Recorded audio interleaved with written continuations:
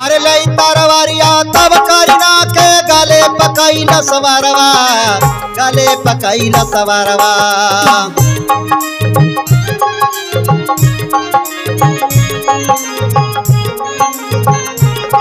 मैना बोलत यह तो ता सुन, नारी के बुराई तो बता ले गईला, लेकिन नहीं जाना तारा कि मर्द कितना बेवफा बड़े।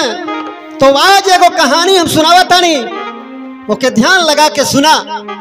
एक राजा के दूगो बेटा रहला।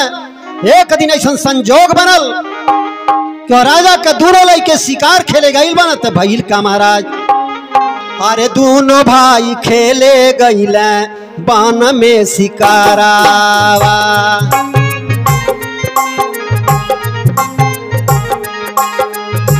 बान में शिकारवा हो, बान में शिकारवा। दोनों भाई खेले गईले बान में शिकारवा।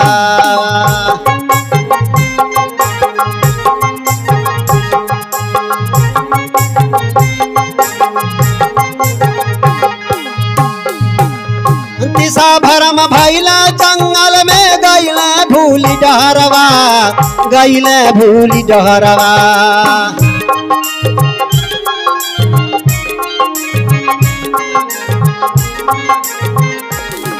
और साँझ भइल रहिया नहीं पवले,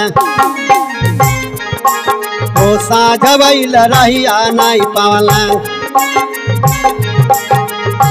बान में बितावे लगला रातिया पहरावा। दोनों भाई खेले गईला बान में शिकारावा।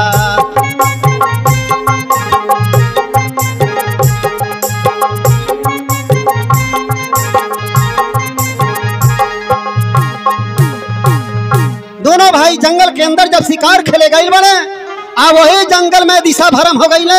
कौनो तरफ रास्ता नहीं मिला था। सोचत हमें अपने घर के तरफ जाए खातिर, लेकिन वो रास्ता निकल जाता दूसरे तरफ। यही तरह से घूम घूम वही जंगल में सारा दिन बीत गई बा। शाम हो गई, वही जंगल में अपन रात बितावे लगले। लेकिन जब सवेरा भइल बा तो भइल का महाराज। हारे भइले भोरा हरियाए रामा, अरे भइल डगारिया हो।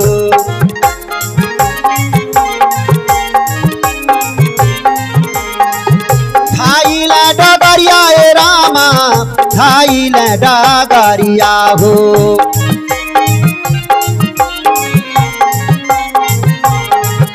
किया हो रामा रामा हो। अरे रामा बनावा से गईल बहिरा इनुवेरा।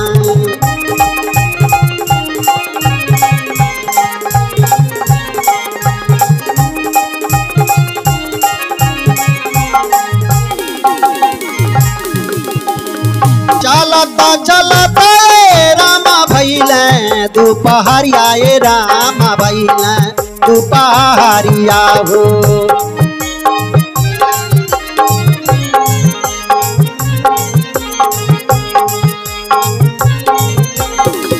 चलता चलता ए रामा भइले दोपहरिया ए रामा भइले दोपहरिया हो। अरे रामा गईले एगो नगरी देखाइल रे राम।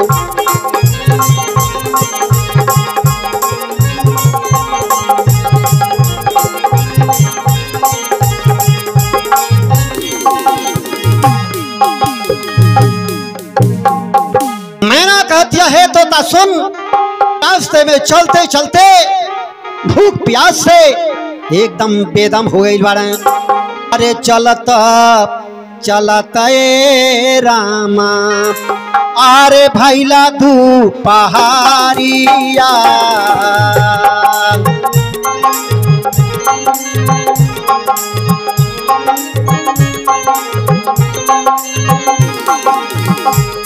चलता चलता ए रामा, भैला तू पहाड़िया।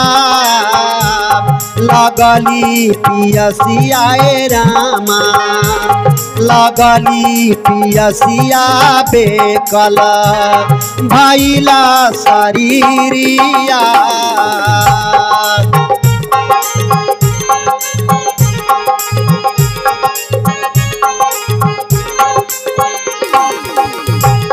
लगली पियसिया बेकल भइला शरीरिया।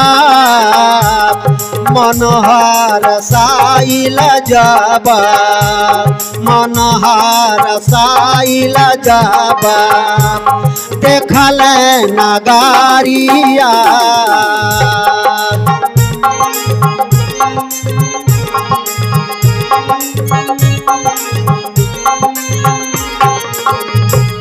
मनोहर साइल जाबा देखल नगरिया। नगरी में मिलली उनके नगरी में मिलली उनके दुई गो कुमारिया।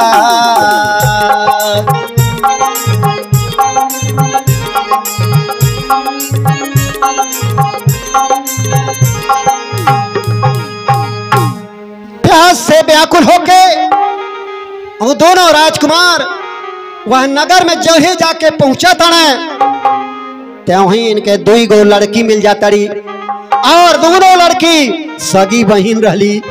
मैंने कहती है तो ता सुन वो दोनों राजकुमार प्यास से बेताब और वह दोनों लड़की से पानी पिलावे खातिर कोशिश करे लगले। हमारे बड़ा जोर प्यास लगल बा और हमके थोड़ा सा पानी पिला दे।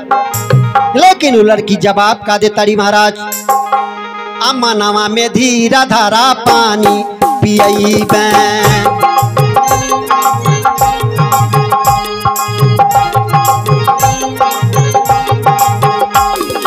पानी पियई हो पानी पियई मनवा में धीरा धारा पानी पियई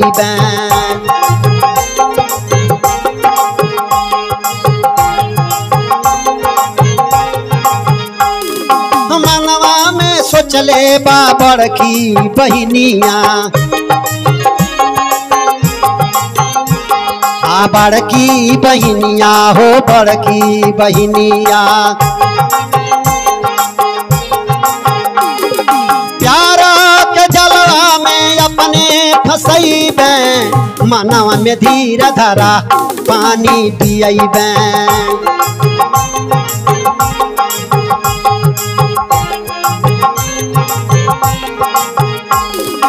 वो बड़की बहनिया पानी ले आके आओ दोनों राजकुमार के पियावतिया। लेकिन भइल का महाराज पनिया पियावत में बकरा बनवाली बकरा बनवाली हो बकरा बनवाली। अपने देवी के बलि हम चढ़ाइबे मनवा में धीरा धारा पानी पियैबे।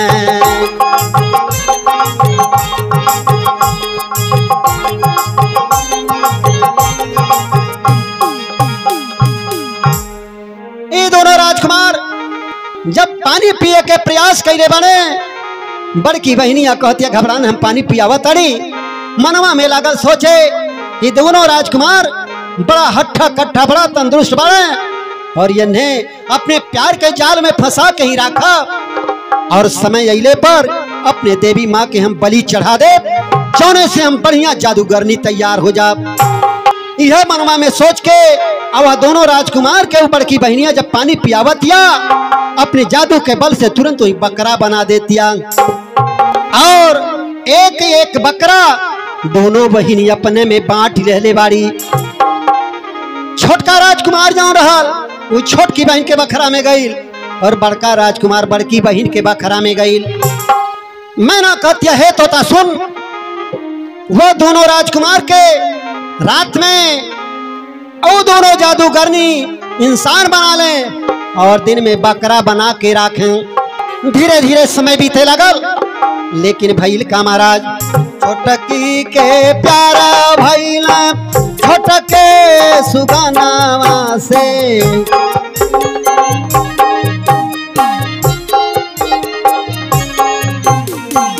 छोटकी के प्यारा भइल छोटके सुगनावा से, मन में बनवाली सजनावा हो रामा।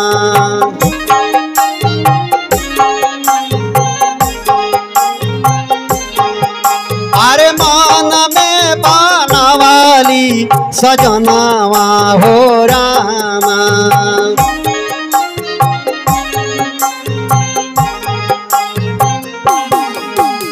जब याद आवे पिया बलि चढ़ी जई है गो।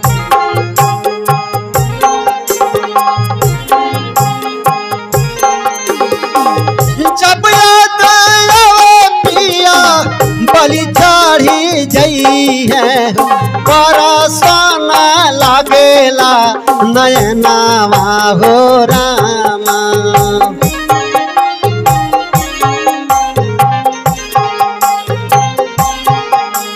छोटकी के बरस नयनावा हो रामा।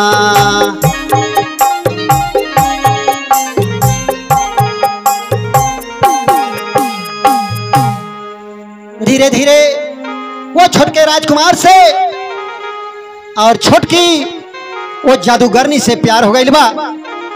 वो अपने मनवा में अपन दुल्हा मान ले बा और दुल्हा मान के वो सेवा में लग गया।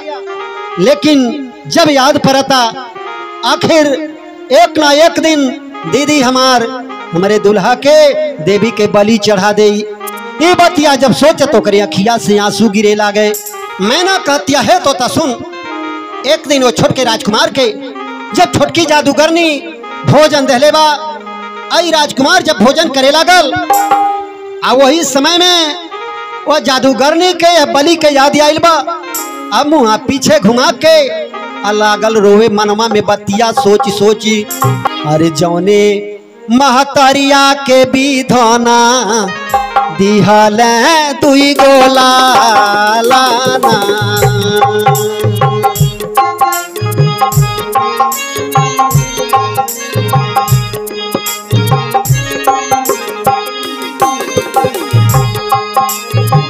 जियत कैसे रही है ये रामा, जियत कैसे रही है ये रामा। सुनी है दोनों के माराना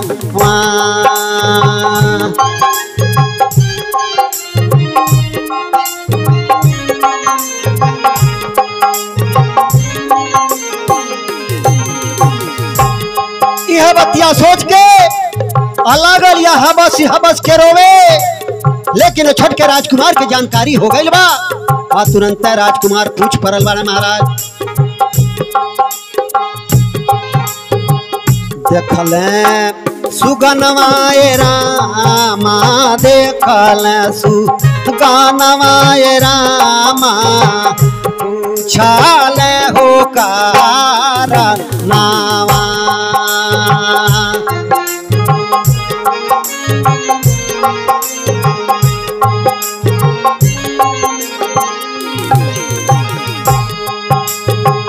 दिहाली बा ताई हो रामा, दिहाली बा ताई ये रामा। सागारो हो पाला नामा,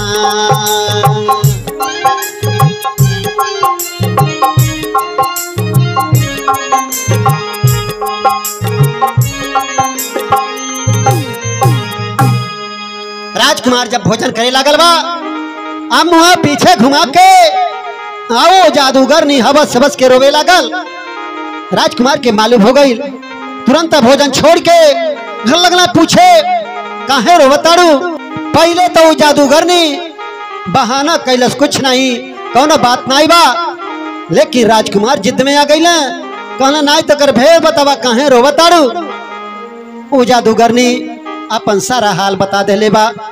हे राजकुमार, हमार बड़की बहन तुम्हें जिंदा छोड़ी नहीं और फला तारीख के देवी के बलि चढ़ा दे, लेकिन हम ही बतिया चाहत नहीं बड़ी और हमसे आपसे प्रेम हो गई बा।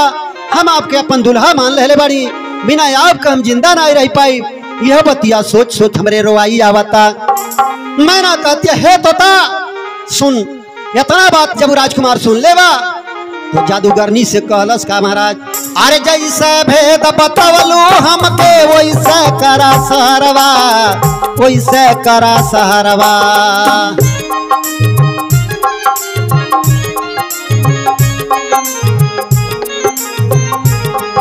अरे जीवन भर हम साथ न छोड़बे, कैसो निकाला हमके यहाँ से बहरावा। दोनों भाई खेले गईला वन में शिकारा।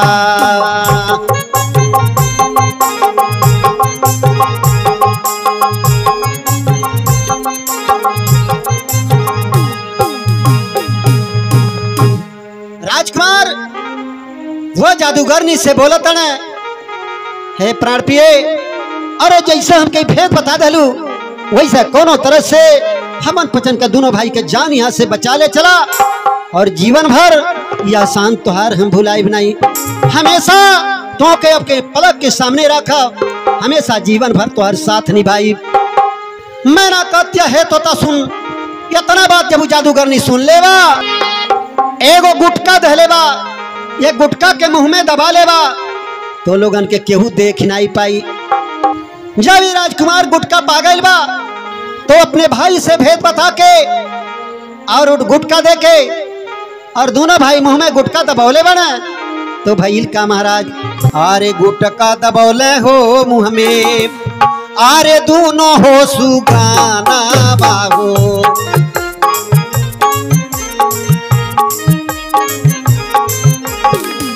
दोनों हो सुगनवा रामा, दोनों हो सुगनवा हो।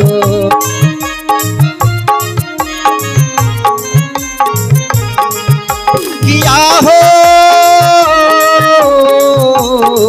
रामा रामा हो, अरे राम के हो के ना परेलन दिखाई मेरा।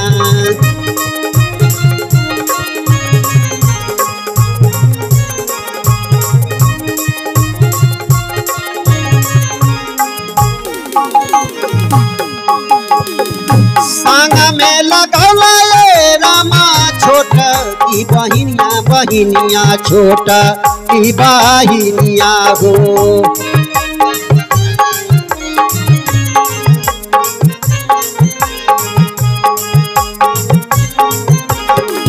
सांगा में लगौला ये रामा छोटा की बहिनिया, बहिनिया छोटा की बहिनिया हो। अरे रामा उहामा से चला लपराई नुवेरा।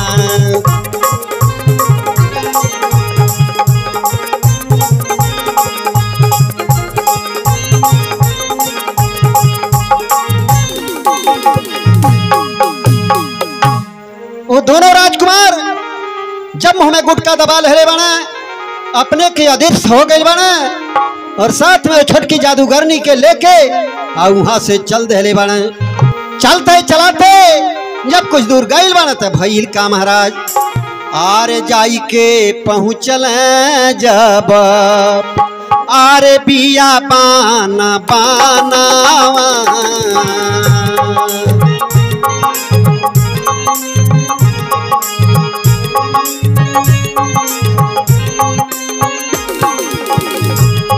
जाई के पहुँचला जब पिया बाना बानावा। भयावा के भेजी हो दिहल, भयावा के भेजी हो दिहल अपने भवानावा।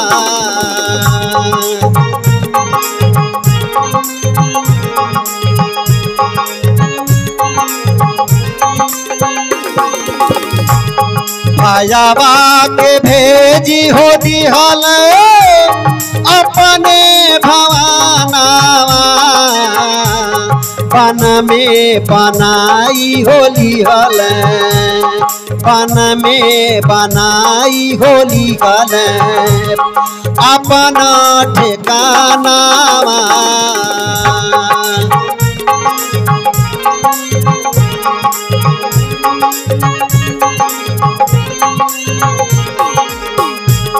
बन में बनाई होली हले अपना ठिकाना आखिए के सोझा राखबा आखिया के सोझा राखबा अपना मायनावा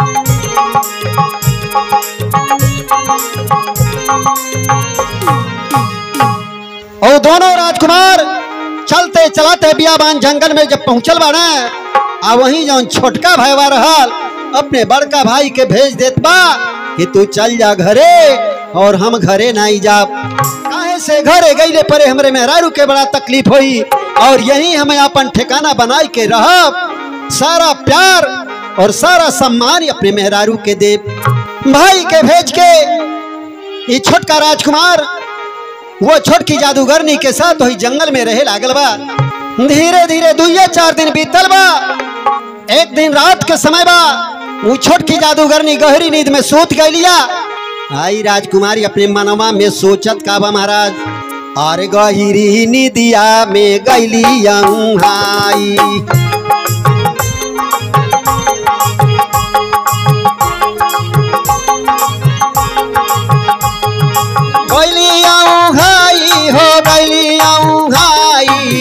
गहरी निदिया में गईली आई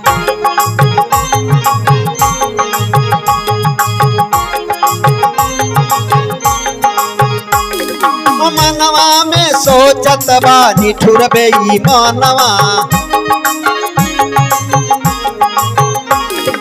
निठुर बेई मनवा हो निठुर बेई मनवा कहीं है जमाना लाइल उड़हरी भगाई गहरी निदिया में गईली आई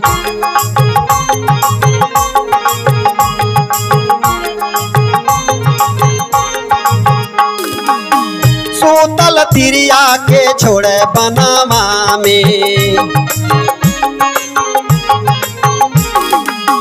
सोतल तिरिया के छोड़े बनावा में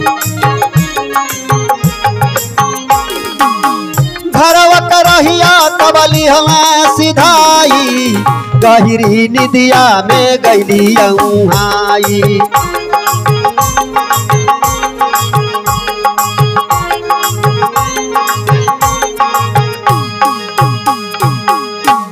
मैना कहत्या है तो सुन हो निठुर बेईमान वह सोती औरत के अपने वही जंगल में छोड़ दे बा और वहां से अकेले भाग गई अपने घर के अपने मनवा में यह सोच के कि अगर गांव में ले जा तो दुनिया हमके कहीं उड़री सगई भगा के ले आइल बा ओकरे ही बात भुला गईल कि हमारे जान कर रक्षा यह कैले बा एकरे जीवन कर रक्षा हमें करे के बा लेकिन ओकर जीवन वही जंगल में छोड़ के वहां से भाग जात बा लेकिन है तोता सुन वो वाला नारी के जब आंख खुलल बा और जब अपने प्रीतम के अपने पास नाई देखले बा ओकरे आँखी से आंसू गिरे लागल या वही कारण कई कई रोवे अरे भैली अकेला रामा अकारेली हो रो तानावा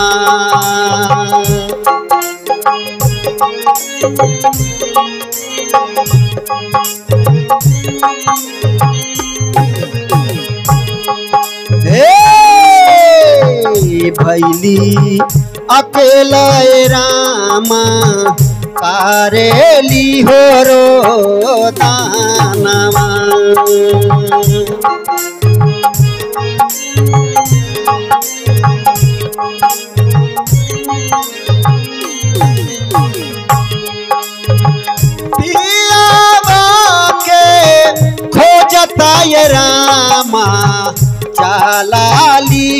कारी नवा।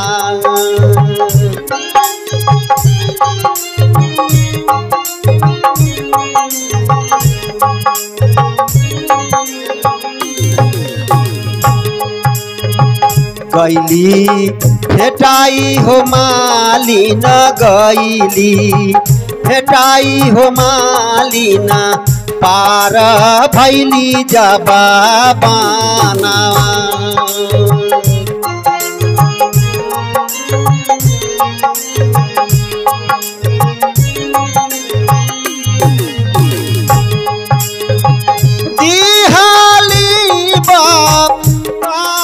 हो मालिना दिहाली बाई हो मालिना राजा के होठे खाना।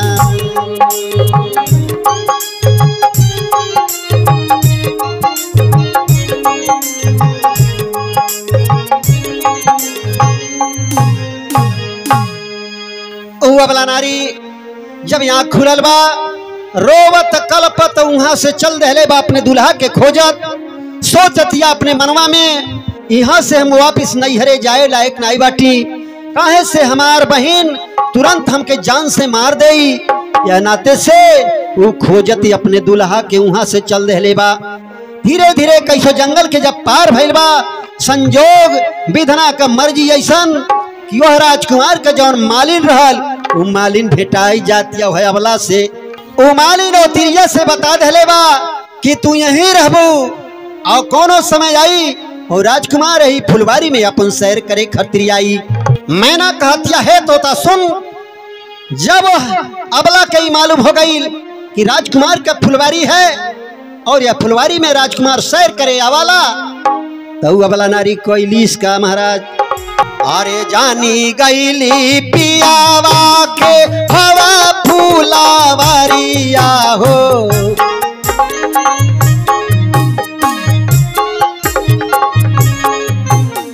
जानी गईली पियावा के हवा फूलावरिया हो। बाई ठेले आसन लगाई बिरहिनिया।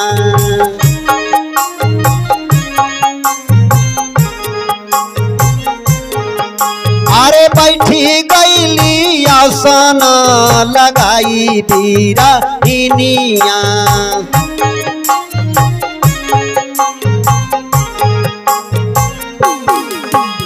सैर करन राजा अइले फूलवरिया हो।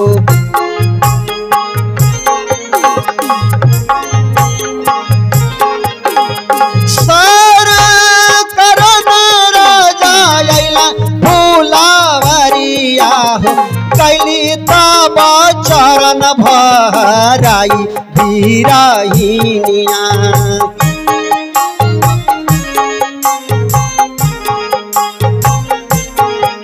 और चरण पर गैली भराई बिरहिनिया।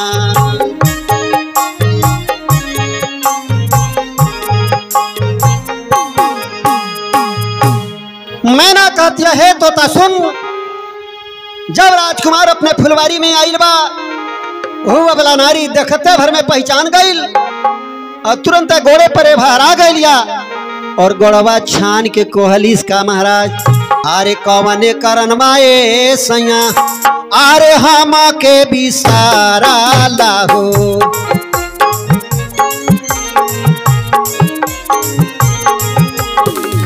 हम के बिसरला सैया हम के बिसरला हो।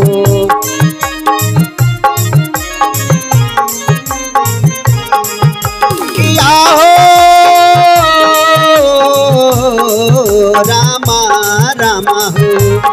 अरे रामा चितावा से दिहाला उतारी मेरा।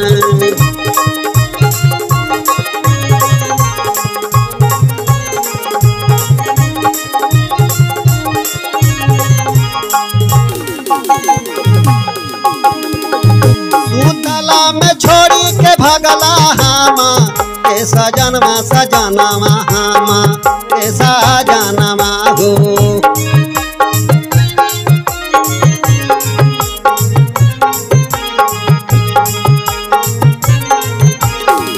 सुतला में छोड़ी के भागला हम के सजनमा सजनमा हम के सजनमा हो। अरे राम के करा भीरी दीना पिताई बैरा।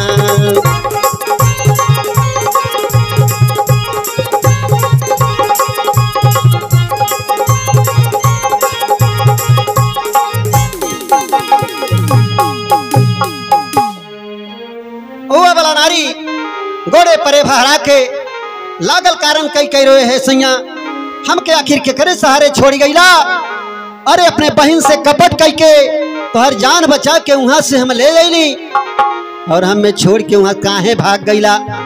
मैं ना कहती है तोता सुन ओ चंडाल वहां पहचानले से इनकार कई जाता। कहत थे कौन हो हम तो के जनते नहीं बाड़ी कहाँ थे कब हमार जान बचौले रहले। वो वाला नारी बार बार कोशिश करतिया कि हे सैया याद करा वो समय में तो कहत हला कि जीवन भर साथ नहीं छोड़ब, लेकिन आज अगर साथ छोड़ देबा तो हम अपने बहन के पास भी जाए लायक नहीं बाटी। फिर अपन जीवन हम कौने तरह से बिताई। मैं ना कहती है तोता सुन ये चंडाल जब जान गई बा कि तो हमारे गले पड़ गई लिया वो चंडाल कैलस का महाराज। अरे लई तारवारिया तब करीना के गले पकैला सवारवा गले पकैला सवारवा।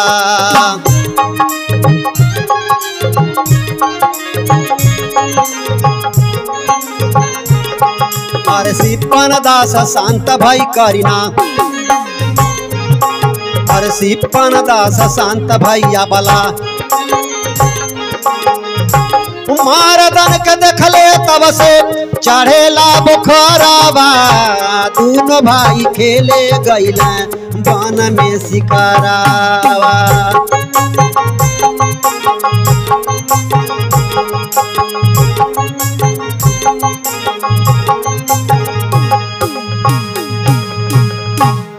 मैं ना कहतिया है तोता सुन ओ चंडाल जब जान गई बा हमार पीछा नहीं छोड़ी तलवार खींच के ओकरे गर्दन पर चला देले बा ओके जान से मार देले बा। ई कहानी जब से हम जान पौले बाड़ी तब से मर्दन के नाम लहले हमारे बुखार चढ़ जाला।